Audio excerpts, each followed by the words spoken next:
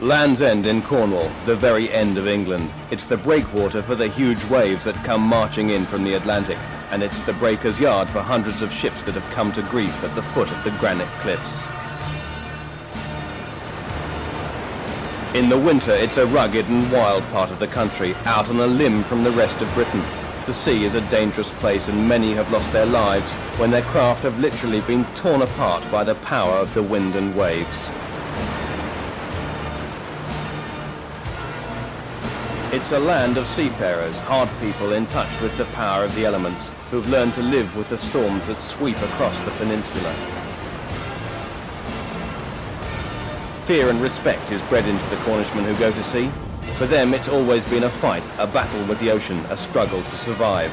But now a new breed of seafarers is emerging. The conditions which leave most ships tied up to the harbour wall are the conditions which these new mariners relish. For them, though, it's not a battle with the wind and surf. They've discovered a craft which is in total harmony with the sea. What was the sailor's graveyard has become the windsurfer's playground. Local sailmaker Paul Lodi is one of Cornwall's best. Here he takes advantage of the early spring waves and puts on an impressive display at Porthmeor in St Ives.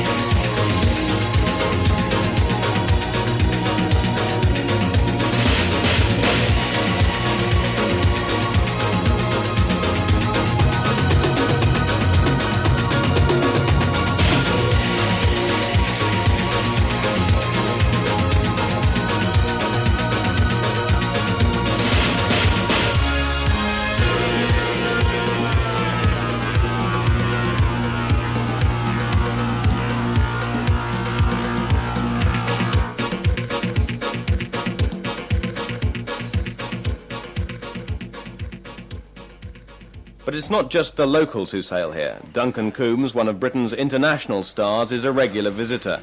Duncan's legendary ability to destroy even the strongest equipment is invaluable for Paul Lodi when designing a new range of sails to cope with Cornwall's extreme conditions. World champion Dave Perks is also frequently in the county. He uses his experience on the international circuit to help local custom board makers limited edition incorporate the latest developments into their designs. Their testing ground is Hawke's Point at Carbis Bay. It's the best place in the area to sail when there's a heavy northwesterly blowing.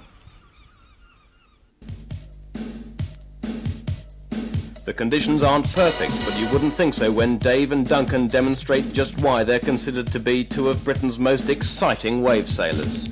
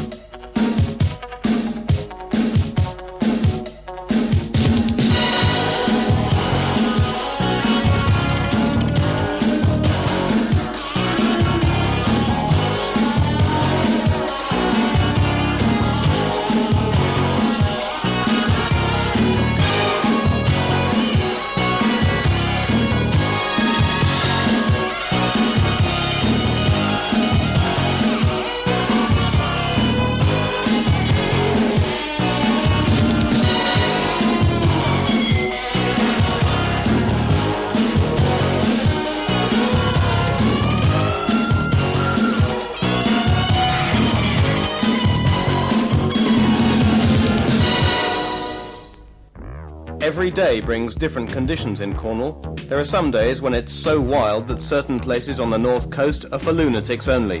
Porthmeor, in onshore winds and mast-high dumping waves, is just such a place.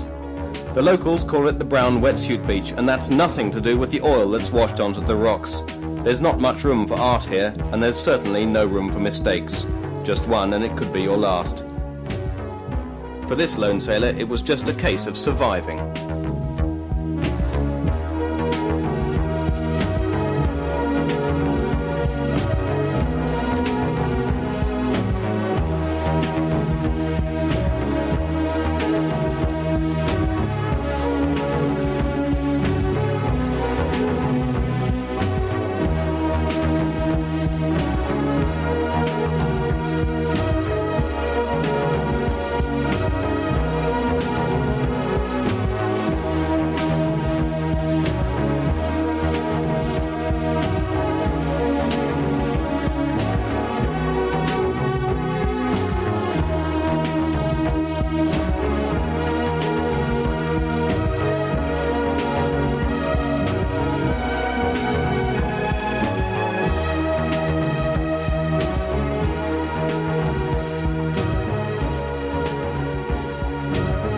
Going west, of course, doesn't always mean you take your life in your hands. There are days when the sea loses its ferocity and the coast becomes a quietly magical place. It's hard to imagine that as the sun sets over Mounts Bay on the south coast, it could be anything other than serene and gentle.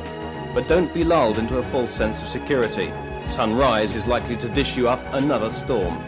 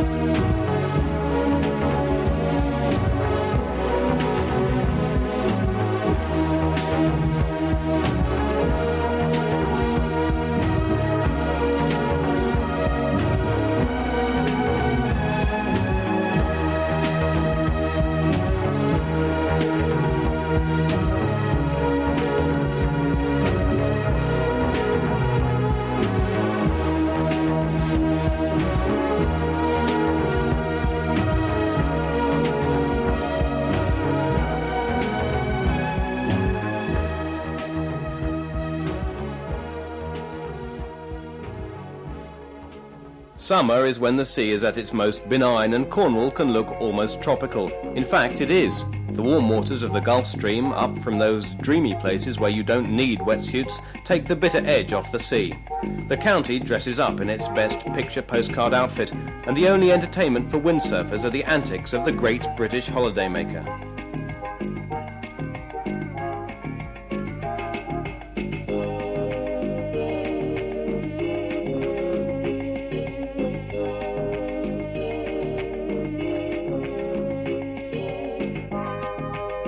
But you always get the feeling that the sea is keeping an uneasy peace. Whilst on the surface it looks calm, still waters run deep. It's a restless place at the best of times, exposed to the temperamental nature of the Atlantic weather systems. In the summer, though, they're usually more gentle, and a small swell, just enough for the youngsters' boogie boards, can be a taste of much better things to come. It's then when Cornwall seems more like the Canaries that Farrell O'Shea, who travels the world in search of good waves, comes out to play.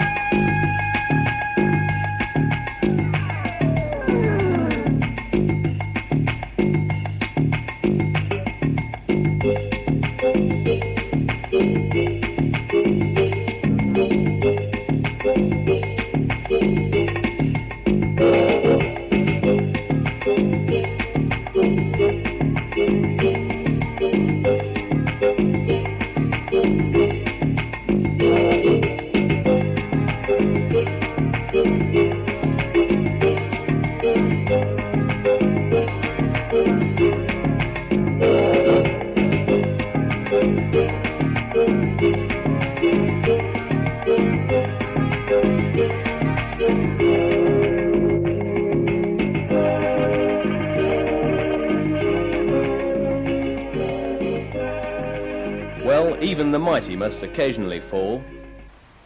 And a lot more of the mighty were set to fall when they gathered at the St Ives Bay Caravan Park at Upton Towers on the north coast for Britain's most prestigious wavesailing event.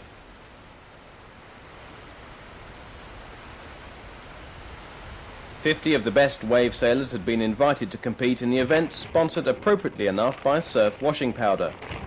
Men and women, there were many famous faces present. They'd all been lured by the big prize money and for the first time guaranteed television coverage and the publicity that goes with that. The message will be made a little bit clearer when we give you some idea of the start time for the race. So you will be started actually after the top flights, the seniors and the rest of the fleet.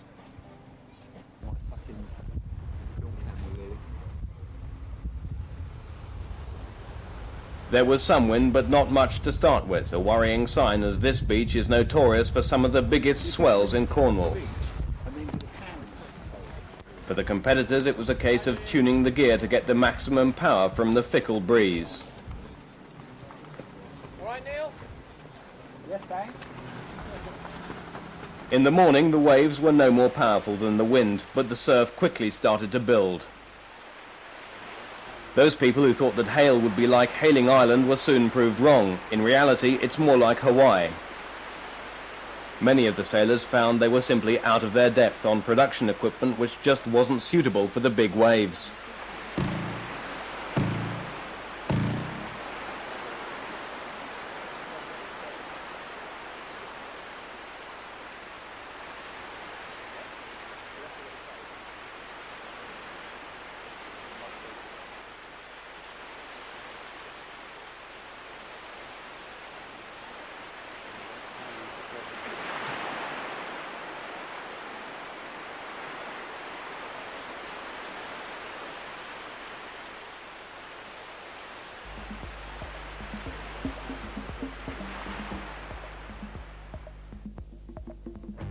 And as the surf started to get even bigger, up to mast high at times and perfectly formed, many of the competitors and a lot of their equipment retired. It was left to about 10 really experienced big wave sailors using specialised custom equipment to put on one of the most dazzling performances ever seen anywhere on our shores.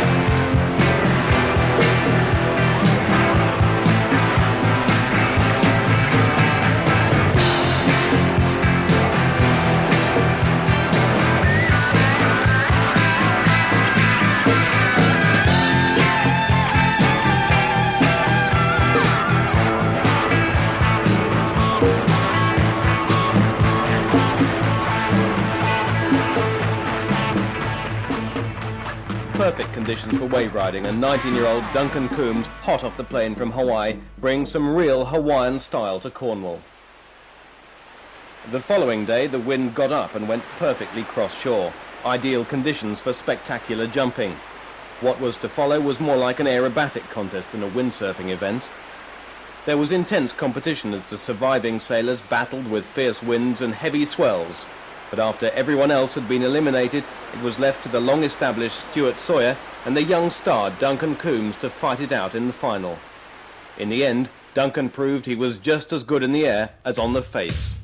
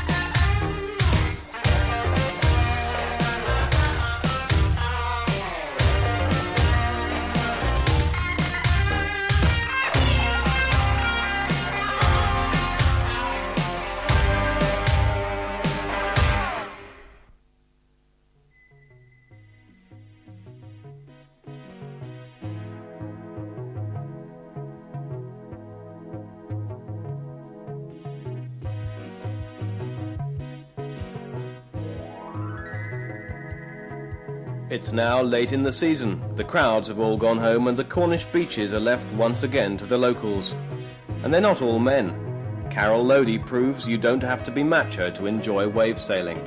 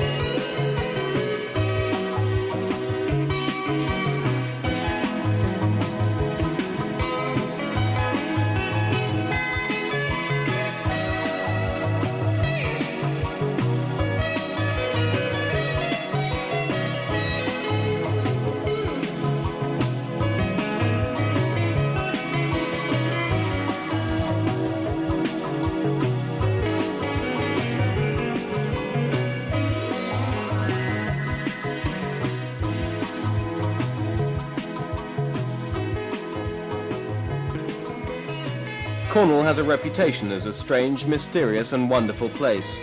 It's probably something to do with the weather and the light, which are always changing. The very next day turned in classic conditions at the Bluff in hail. The local sailors, Niels Larsen, Paul Lodi, Neil Wright and Rod Weir, know just how amazing Cornwall can be. But if you want to experience it yourself, you know what they say, go west, young man, go west.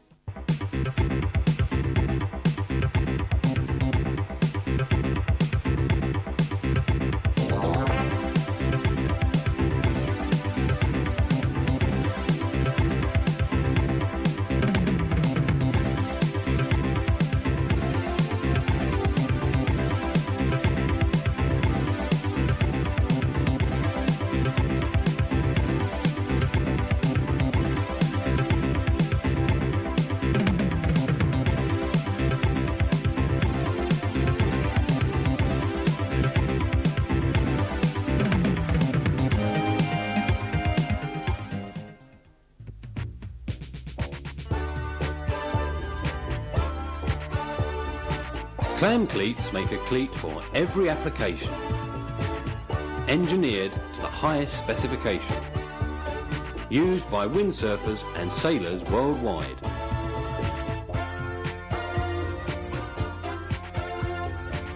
When you need to put complete trust in your equipment, think clam cleats.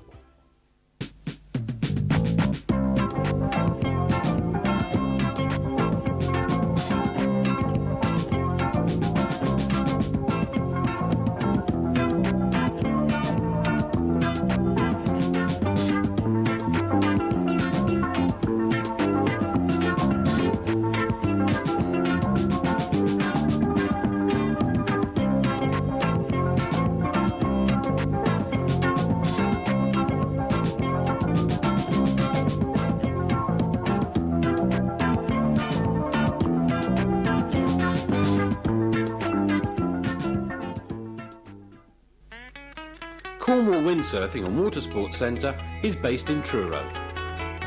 It is a specialist shop catering for all levels of windsurfers and a wide variety of other water sports. Some customers even come straight off the water into the shop.